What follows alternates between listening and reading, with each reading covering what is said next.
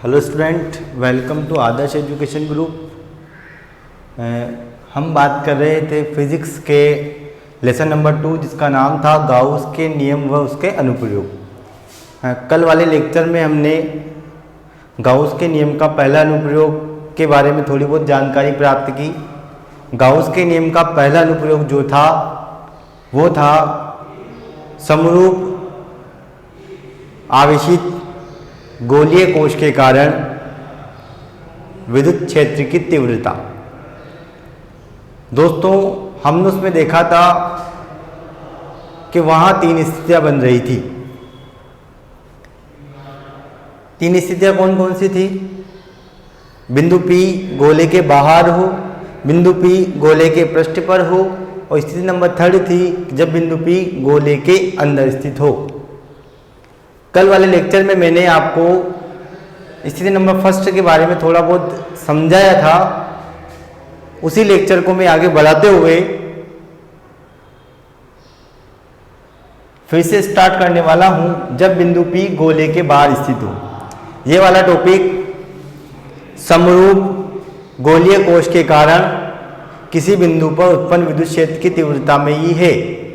हमने केवल वहां समरूप गोलीय कोश होता क्या है, उस पर कितना आवेश होता है उसका मान निकाला था। हमने जो मान निकाला था वो निकाला था Q बराबर sigma into 4 pi small r square. क्या निकाला था? Q बराबर सिग्मा इंटू 4 पाई r स्क्वायर।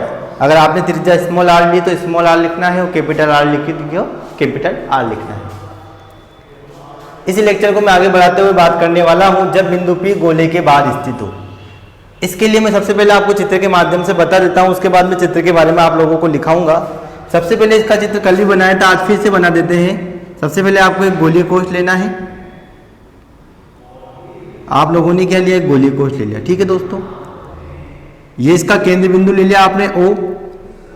ठीक है दोस्तों, अब इस पर आवेश जो स्थित है वो प्लस Q आवेश स्थित है। गोले के पृष्ठ पर एक समान रूप से वितरित हो चुका है।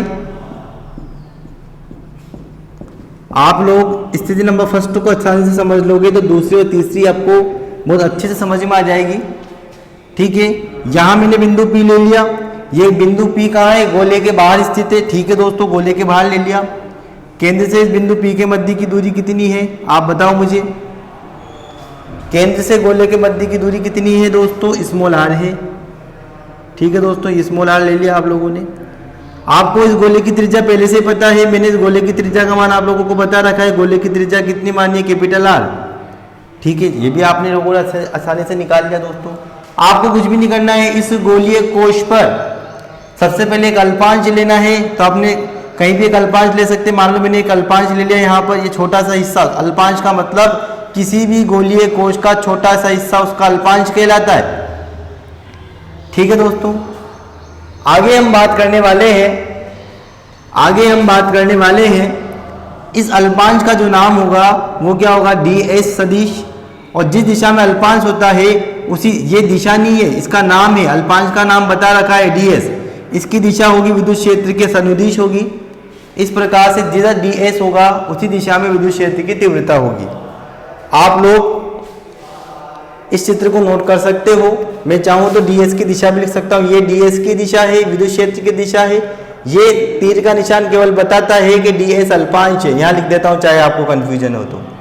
ठीक है दोस्तों, आप लोग इस चित्र को नोट कर लीजिएगा।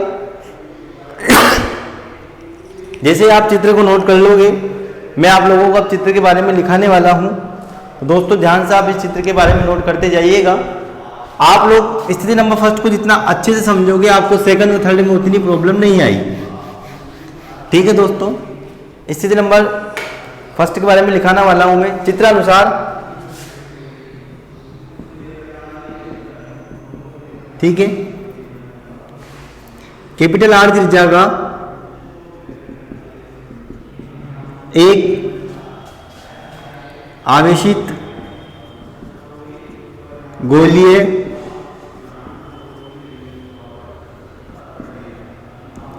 कोश है। ठीक है, जिसके केंद्र O से स्मॉल r दूरी पर कोई बिंदु P स्थित है। क्या है? कोई बिंदु P स्थित है। इस गोलीय कोश पर +q आवेश पृष्ठ पर एक समान रूप से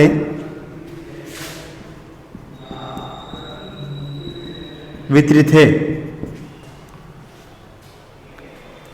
अब मैंने क्या करा था, इस गोलीय कोश पर एक अल्पांश लिया। हम इस गोलीय कोश के पृष्ठ पर एक अल्पांश ds लेते हैं। आप लोगों को बिंदु P पर विद्युत क्षेत्र की तीव्रता ज्ञात करनी है, तो विद्युत क्षेत्र की तीव्रता ज्ञात करने से पहले आपको सबसे पहले विद्युत फ्लक्स ज्ञात करना पड़ेगा। तो मैंने क्या करा, हम इस गोलीय कोश के पृष्ठ पर एक समान पृष्ठ पर एक अल्पांश ds लेते हैं। क्या किया, एक अल्पांश लिया आपने जिसका नाम क्या है, ds लेते हैं। तो इससे निर्गत विद्युत फ्लक्स फाई ई हो तो फाई ई बराबर कितना आएगा, देखो डी फाई ई लिखना है आप लोगों को। डी फाई ई को लिखना है क्योंकि अल्पांश के रूप में क्या आता है, क्या आता है, ई विद्युत क्षेत्र डॉट डी एस। आप लोगों को मैं चीज बता चुका हूं। आगे आप लोग इसी को डेरिवेशन को आगे देखते जाइएगा दोस्तों। ये तो अल्पांश के कारण विद्युत फ्लक्स है, ये समीकरण नंबर 1 बन जाएगी। हमें अल्पांश के कारण विद्युत फ्लक्स नहीं ज्ञात करना है, हमें संपूर्ण गोलीय कोश के कारण विद्युत फ्लक्स ज्ञात करना है। उसके बाद ही हम विद्युत क्षेत्र की तीव्रता ज्ञात करेंगे। ठीक है दोस्तों। अब आप लोगों के मन में एक सवाल पूछ रहा होगा कि सर हमें तो विद्युत क्षेत्र की तीव्रता ज्ञात करनी है, अपन फ्लक्स क्यों ज्ञात कर रहे? क्योंकि ये नियम है गाउस के नियम का अनुप्रयोग, और गाउस के नियम के अनुप्रयोग में फाई बराबर क्या होता है, Q upon epsilon not. Phi बराबर क्या होता है, Q अपॉन एप्सिलॉन नॉट, इसलिए मैं फाई का मान निकाल रहा हूं। समीकरण नंबर 1। उसके बाद क्या करेंगे, संपूर्ण गोलीय कोश के कारण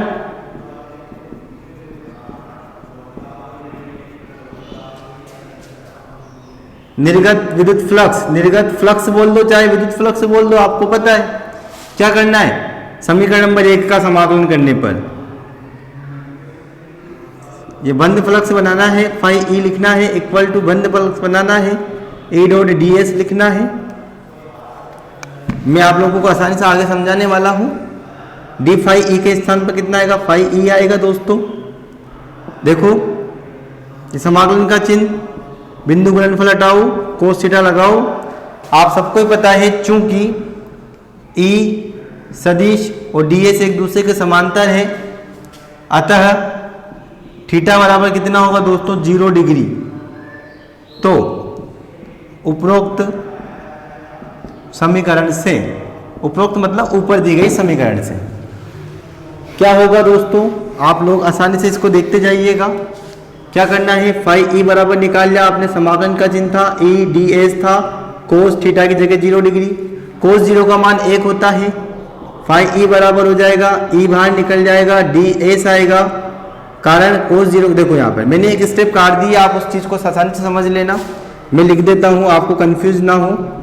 ई डी एस, कोस कहाँ गया, कोस 0 का मान 1। अब जो राशि नियत है उसको बाहर निकाल दो, ई को बाहर निकाल दिया, डी एस। डी एस का समाकलन होता है पृष्ठीय क्षेत्रफल के रूप में 4 पाई।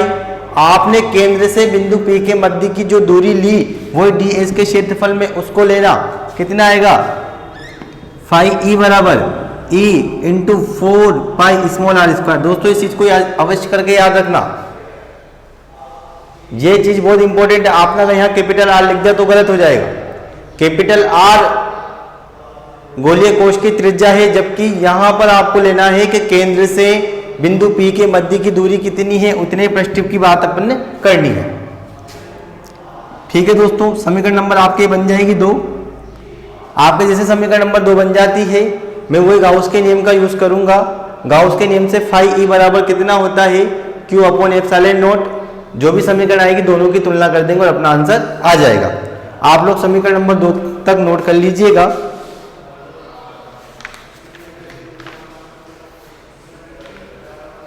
आप लोगों ने समीकरण नंबर 2 नोट कर ली। अब किसकी बात करेंगे, गाउस के नियम से। देखना दोस्तों, इसी के नीचे आपको लिखते हुए चलना है, गाउस के नियम से, गाउस के नियम से, गाउस के नियम से निर्गत फ्लक्स कितना होता है। गाउस के नियम से निर्गत फ्लक्स का मान होता है फाई ई बराबर क्यू अपॉन एप्सिलॉन नॉट। समीकरण नंबर आपके बनेगी ये 3। आपको कुछ भी नहीं करना है। समीकरण नंबर 2 भी निर्गत फ्लक्स को बताती है, समीकरण नंबर 3 भी निर्गत फ्लक्स को बताती है। अतः हम समीकरण नंबर 2 व 3 की तुलना कर देंगे। समीकरण नंबर 2 व 3 की तुलना करने पर, तुलना कब की जाती है, जब किन्हीं भी दो समीकरणों के एलएचएस वाले पद अच्छे बराबर होते हैं तो उनके आरएचएस वाले पद भी आपस में बराबर होंगे। आपने देखा कि समीकरण नंबर 2 में भी फाई ई का मान है, जबकि समीकरण नंबर 3 में भी फाई ई का मान है। अतः हम दोनों की तुलना कर सकते हैं। समीकरण नंबर 2 से क्या मान था, e into 4 pi small r square equal to, जबकि समीकरण नंबर 3 से मान है क्यू अपॉन एप्सिलॉन नॉट। आपको जो मान निकालना है, आप लोगों को जो मान निकालना है वो निकालना है विद्युत क्षेत्र की तीव्रता का। तो आप E बराबर आसानी से निकाल सकते हो। कितना निकलेगा दोस्तों, 1/4 pi R square into Q upon epsilon naught. ये पूरा चीज़ इसके बटा में आ चुकी है।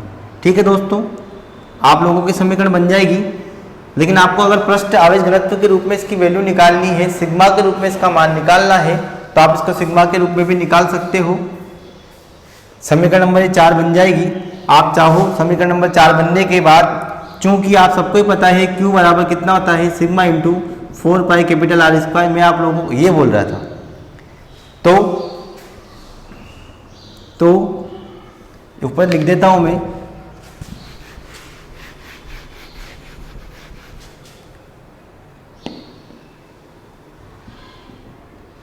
ई बराबर कितना निकलेगा दोस्तों, 1/4 pi small r square into Q की जगह आएगा sigma into 4 pi capital R square upon में कितना आएगा एप्सिलॉन नॉट।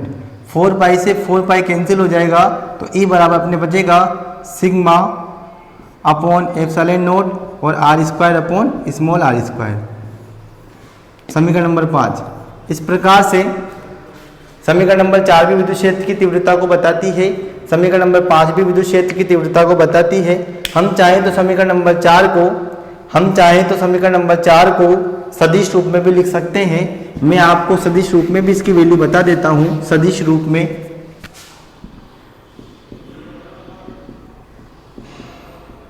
ई सदिश इक्वल टू, आप लोग बेटा ध्यान से देख लेना, ई सदिश equal to 1/4 pi epsilon not क्या था, क्यू अपॉन आर स्क्वायर। अब आप लोग कंफ्यूज मत होना, सर न्यू मत बोलना, सर आपने 4 पाई आर स्क्वायर और एप्सिलॉन नॉट लिखा था। 2 इंटू 3 और 3 इंटू 2 की वैल्यू बराबर ही होती है। और साथ में आप लोगों को क्या लगाना है, आर केप। आर केप जो है वो सदिश को निरूपित करेगा। आर केप किसको निरूपित करेगा, सदिश को निरूपित करेगा। इस प्रकार से आपका ये टॉपिक जो पहला पॉइंट वाला है, जब बिंदु P गोले के बाहर स्थित हो, यही समाप्त होता है। दोस्तों आपने देखा कि यहाँ पर मैंने बिंदु आवेश के कारण विद्युत क्षेत्र की तीव्रता जो निकालती, क्या निकालती, E बराबर के क्यू अपॉन आर स्क्वायर या E बराबर 1/4 pi epsilon not Q upon R square. Same value यहाँ प्राप्त हुई। आपने इसके बारे में चैप्टर नंबर 1 में भी पढ़ा था। हम अब बात करने वाले हैं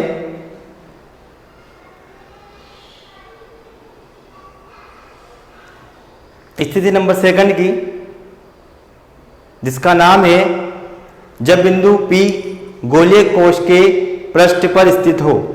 स्थिति नंबर 2 की बात करेंगे। स्थिति नंबर 2 की हम बात करने दोस्तों, हाँ मैं आपको यहाँ पर आपको लिखना है स्मॉल आर बड़ा है कैपिटल आर से। हाँ, जब बिंदु फर्स्ट डाला आपने, जब बिंदु P गोले के बाहर स्थित हो तो स्मॉल r का मान तो बड़ा होगा और त्रिज्या का मान छोटा होगा, जरूर लिख लेना ये चीज। अब स्थिति नंबर सेकंड की हम बात करेंगे। स्थिति नंबर सेकंड की हम बात करने वाले हैं। स्थिति नंबर सेकंड क्या बनेगी, जब बिंदु P गोले के पृष्ठ पर स्थित हो। जब बिंदु P गोले के पृष्ठ पर होगा तो स्मॉल r का मान उसकी त्रिज्या के बराबर आ जाएगा। दोस्तों ये गोलीय कोश की बात हम कर रहे थे। सबसे पहले मैं इसको चित्र के माध्यम से आपको समझा देता हूँ। फिर से आपको एक गोलीय कोश लेना है, वही केंद्र बिंदु O लेना है। अब आपको बिंदु P जो लेना है पृष्ठ पर ही लेना है। बिंदु P पृष्ठ पर आ चुका है। इसकी दूरी कितनी है, मैंने कहा था केंद्र से बिंदु P के मध्य की दूरी आप लोगों को स्मॉल r लेनी है, वो आप लोग ले चुके हो। ठीक है दोस्तों, आगे हम बात करेंगे। आप लोगों ने इसकी त्रिज्या भी देखी होगी, इसकी त्रिज्या का मान कितना है मैं आपको बता चुका हूं। इसकी त्रिज्या का मान कितना होता है, कैपिटल R हो चुका है। आपने इसको जो धनात्मक Q आवेश दिया था उसके एक समान रूप से वितरित हो जाता है इसके पृष्ठ पर। ये एक समान रूप से इसके पृष्ठ पर वितरित हो चुका है। ठीक है दोस्तों, आगे हम बात करेंगे। फिर से आपको क्या लेना है, इस गोलीय पृष्ठ पर अल्पांश लेना है। आप लोग अल्पांश लोगे। अल्पांश की दिशा और विद्युत क्षेत्र की तीव्रता की दिशा एक ही दिशा में होगी। ये ds लिख देता हूं मैं। फिर से अब की बार आपको कुछ भी नहीं करना है। जब बिंदु P गोले के बाहर स्थित था वहां स्मॉल r आया था, बस आपको स्मॉल r के स्थान पर वहां कैपिटल R आएगा।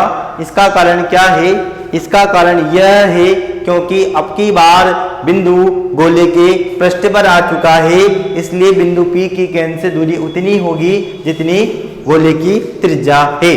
ठीक है दोस्तों, आप लोगों को चित्र आसानी से बना लिया होगा। अब मैं इसको आगे लिखते जाता हूं।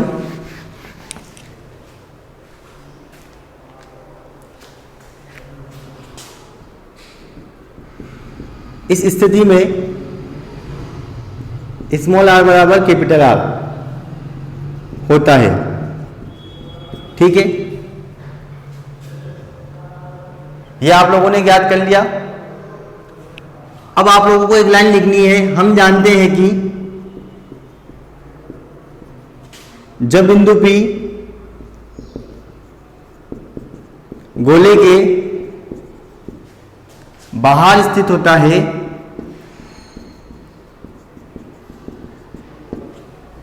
तब विद्युत क्षेत्र की तीव्रता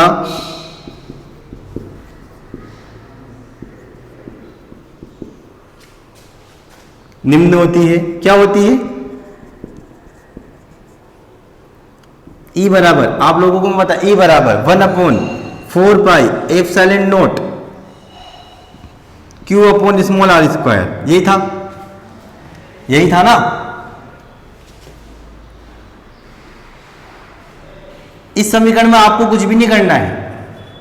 इस समीकरण में स्मॉल r के स्थान पर आपको क्या लिखना है, कैपिटल R लिखना है। स्मॉल r के स्थान पर क्या लिखना है, कैपिटल R लिखना है। ये तो कब की बात है कि जब बिंदु P गोले के बाहर स्थित हो तब विद्युत क्षेत्र की तीव्रता। हम क्या बात करने वाले हैं, जब बिंदु गोले के पृष्ठ पर हो, लेकिन जब इसी के नीचे, लेकिन जब बिंदु P गोले के पृष्ठ पर होता है तब स्मॉल r बराबर कैपिटल R होता है।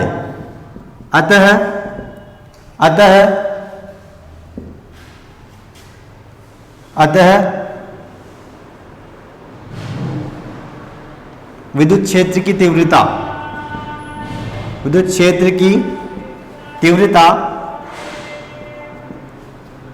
E बराबर कितना होगा दोस्तों, ये आंसर निकल जाएगा 1/4 पाई एप्सिलॉन नॉट अपनी जगह आएगा, Q अपनी जगह आएगा। बस स्मॉल r के स्थान पर आपको कैपिटल R स्क्वायर लिखना है। जो भी समीकरण आए उसको नाम दे देना आप। आगे हम बात करने वाले हैं, इसको मैं सदिश रूप में भी आप लोगों को लिख के दिखा देता हूँ। इसी समीकरण को सदिश रूप में लिखना है, बस आपको ज़्यादा नहीं लिखना है। समीकरण नंबर स्थिति नंबर फर्स्ट के अनुसार आपको स्थिति नंबर सेकंड की बात करनी है। इसी के नीचे आप लिखना सदिश रूप में सदिश रूप में वैल्यू क्या आएगी दोस्तों, ई सदिश आपको लगाना है 1/4 आपको लिखना है, क्यों लिखना है, r² लिखना है और r k पर आप लोगों को लगा देना है। इस प्रकार से स्थिति नंबर सेकंड भी आपकी यही पूरी होती है। स्थिति नंबर सेकंड का क्या नाम था, जब बिंदु P गोले के पृष्ठ पर स्थित हो। अब हम बात करेंगे स्थिति नंबर थर्ड की, जिसका नाम क्या होगा कि जब बिंदु P गोले के अंदर स्थित हो। आप स्थिति नंबर थर्ड को ध्यान से सुनना दोस्तों, क्योंकि स्थिति नंबर थर्ड के कारण विद्युत क्षेत्र की तीव्रता का मान 0 होता है। इसका कारण भी मैं आप लोगों को बता दूंगा। सबसे पहले आप लोगों को इस स्थिति का चित्र बनाना है। इस स्थिति का चित्र बनाएंगे, वही स्थिति नंबर थर्ड स्टार्ट करेंगे। स्थिति नंबर थर्ड स्टार्ट करने से पहले आपको चित्र बनाना पड़ेगा। अब देखना दोस्तों, आप लोगों के सामने कौन चलेगी स्थिति नंबर थर्ड, ये बन गई मेरे तो। जब बिंदु P गोले के पृष्ठ पर, जब बिंदु P गोले के अंदर स्थित हो, जब बिंदु P गोले के अंदर स्थित होगा तो स्मॉल r छोटा हो जाएगा और कैपिटल R बड़ा हो जाएगा। क्यों? उसका कारण यह हुआ क्योंकि बिंदु P गोले के अंदर स्थित है। ठीक है, तो सबसे पहले मैं चित्र बना देता हूं, आप उस चित्र को ध्यान से समझना। ये आपने गोलीय कोश लिया था, ठीक है, ये आवेश दिया था, ये आवेश दे दिया भैया आपने।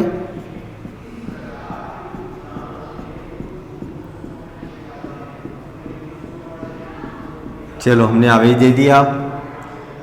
ये O बिंदु चलो ले लिया केंद्र अपन ने, जिसकी त्रिज्या थी, चलो ये कैपिटल R त्रिज्या हो चुकी है। अब आपको बिंदु P लेना है। मैंने बिंदु P यहां अंदर ले लिया, बिंदु P ले लिया आप लोगों ने। दूरी कितनी है इसकी, स्मॉल r, वेरी गुड। आपको कुछ नहीं है, इसके ऊपर एक डेश एक गोलीय कोश बनाना है ताकि आपको समझ में जाए। अब बताओ, सारा गोले का आवेश तो बाहर ही रह गया। आपने बिंदु P अंदर लिया, अंदर विद्युत आवेश का मान कितना है, 0। जब किसी भी गोले के अंदर अपन लेते हैं, उसके अंदर आवेश का मान 0 हो तो विद्युत क्षेत्र की तीव्रता भी 0 होती है। आप चाहो तो मैं इसको निकाल के भी बता देता हूं। अंदर एक भी आवेश नहीं रहा तो वही अल्पांश लेना है, ये अल्पांश ले लिया, चलो अल्पांश भी ले लिया, ds सदिश, और विद्युत क्षेत्र की तीव्रता भी आप लोगों ने ले ली, E सदिश। ठीक है, आप लोग इस चित्र को ध्यान से समझना। आप लोगों ने चित्र बना लिया होगा। जैसे आप लोग चित्र बना लोगे, हम आगे की बात करने वाले हैं। आप लोग चित्र को ध्यान से नोट कर लीजिएगा।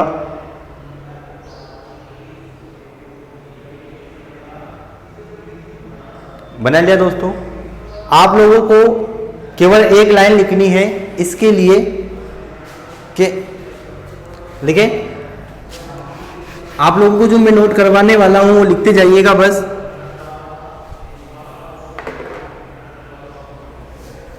देखो क्या लिखना है, संपूर्ण आवेश गोलीय कोश के पृष्ठ पर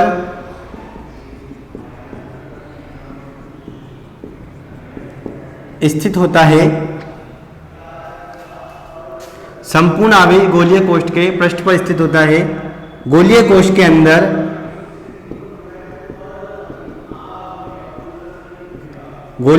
अंदर कोई भी आवेश या कोई आवेश नहीं होता है। जब उसके अंदर कोई आवेशी उपस्थिति नहीं होगा तो उससे निर्गत विद्युत फ्लक्स का मान कितना होगा, 0। तो फिर मैं एक बार आपको करके बता देता हूं, नहीं होता है। अतः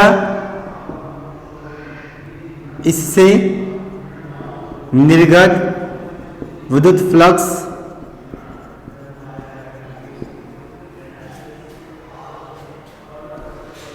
शून्य होगा।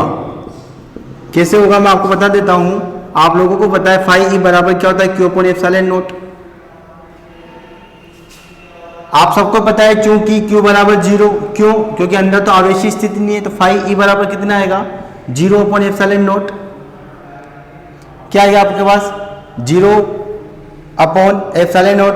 0 में एप्सिलॉन नॉट का आप भाग दोगे तो कितना बन जाएगा 0 बन जाएगा, तो फाई E बराबर कितना आ जाएगा आपके 0। जब उससे निर्गत विद्युत फ्लक्स का मान 0 है तो विद्युत क्षेत्र की तीव्रता भी हम 0 प्राप्त कर लेंगे। आप लोगों को ये पता होगी। आप इसके अलावा भी आपको सबको पता है, आप लोग देखना। लेकिन इसके बाद देखना, लेकिन फाई E बराबर आप क्या निकालते हो, वो समाकलन का चिन्ह E डॉट ds ये निकालते हो ना। वही आप बिंदु गुणनफल हटाते हो, चलो हटा दो, बिंदु गुणनफल हटाते हो, कोस थीटा लगाते हो, लगा दिया। वही सबको पता है E समांतर होता है ds के, तो थीटा बराबर 0 डिग्री होता है, ये भी आपको पता है। फाई E बराबर मैं निकाल देता हूँ, फाई E बराबर E ds कोस 0, कोस 0 का मान 1 होता है। विद्युत क्षेत्र की तीव्रता 0 है, ये भी देखना आप। फाई E बराबर क्या आएगा दोस्तों, E बाहर निकल जाएगा, यहाँ आएगा ds। चलो ds निकाल लिया। आप लोगों को विद्युत क्षेत्र की तीव्रता ज्ञात करनी है। फाई E आप लोगों के आ चुका है, A इंटू इसकी जगह आएगा 4 पाई स्मॉल r स्क्वायर, आ गया। इसके बाद लिखना, लेकिन विद्युत फ्लक्स फाई E बराबर 0 है, तो यहां लिखोगे आप 0 बराबर A into 4 pi R square, तो E बराबर कितना आएगा 0। यही तो मैं आपको डायरेक्ट भी बताने वाला था कि जब गोलीय कोश के अंदर कोई आवेश स्थित नहीं होता है तो विद्युत क्षेत्र की तीव्रता का मान 0 होता है। तो आप क्या लिखोगे, अतः गोलीय कोश के अंदर विद्युत क्षेत्र की तीव्रता का मान, विद्युत क्षेत्र की तीव्रता का मान 0 होता है। कारण आपको पता होना चाहिए, कारण क्योंकि गोलीय कोश के अंदर कोई आवेश स्थित नहीं है, संपूर्ण आवेश गोले के पृष्ठ पर ही रह गया। इसी प्रकार आपकी ये तीनों स्थितियां यही समाप्त होती है। अब मैं तीनों स्थितियों का एक साथ आपको ग्राफ बनाकर बता देता हूं। ग्राफ बनेगा विद्युत क्षेत्र की तीव्रता E व दूरी R के मध्य। ग्राफ किस किस के मध्य बनेगा, इसके बाद विद्युत क्षेत्र की तीव्रता, यह टॉपिक है छोटा सा, विद्युत क्षेत्र की तीव्रता E व दूरी R के मध्य ग्राफ। तीनों स्थितियों का एक साथ बना लेंगे।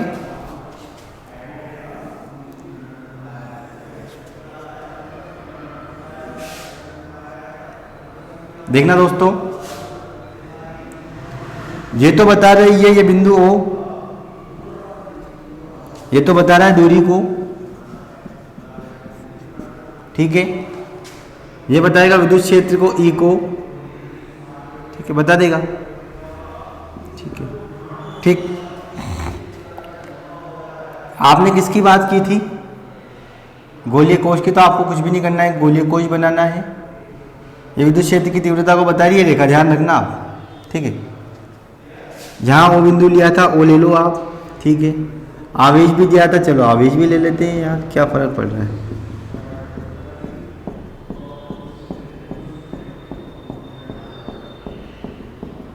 ठीक है, ये मैं यहां पर एक डेश डेश करके लाइन बनाऊंगा।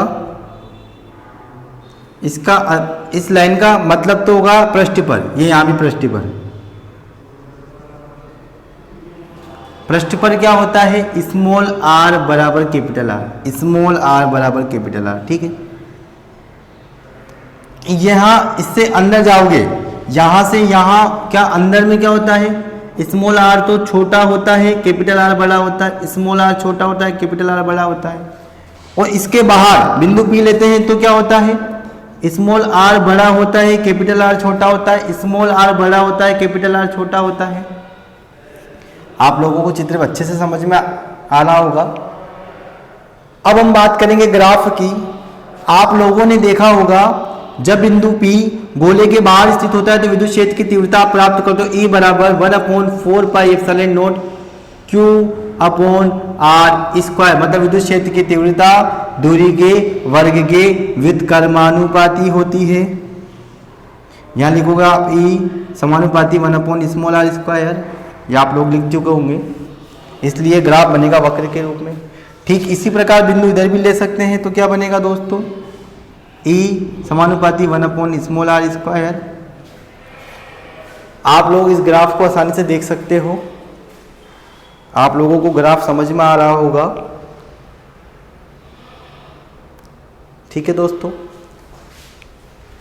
यहां जो होगा, यहां विद्युत क्षेत्र की तीव्रता 0, यहां विद्युत क्षेत्र की तीव्रता 0, कारण क्योंकि यह स्थितियां अंदर है, यहां से अंदर जाओगे, यहां से अंदर जाओगे, विद्युत क्षेत्र की तीव्रता 0। इस गोले की त्रिज्या कितनी थी आप लोगों को याद होना चाहिए, कैपिटल R। इस प्रकार से समरूप आवेशित गोलीय कोश के कारण विद्युत क्षेत्र की तीव्रता क्या होती है, इसके बारे में हमने तीनों स्थितियां पढ़ी। स्थिति नंबर फर्स्ट, विद्युत क्षेत्र जब बिंदु गोले के बाहर हो, पृष्ठ पर हो और अंदर हो। स्थिति नंबर फर्स्ट में जो आंसर आया वो आप लोग मैच कर सकते हो, E बराबर 1/4πε0 Q upon small r square. इसी नंबर सेकंड में आपको कुछ भी नहीं करना है, जब पृष्ठ पर स्थित होगा तो स्मॉल r के स्थान पर कैपिटल R लिखना है।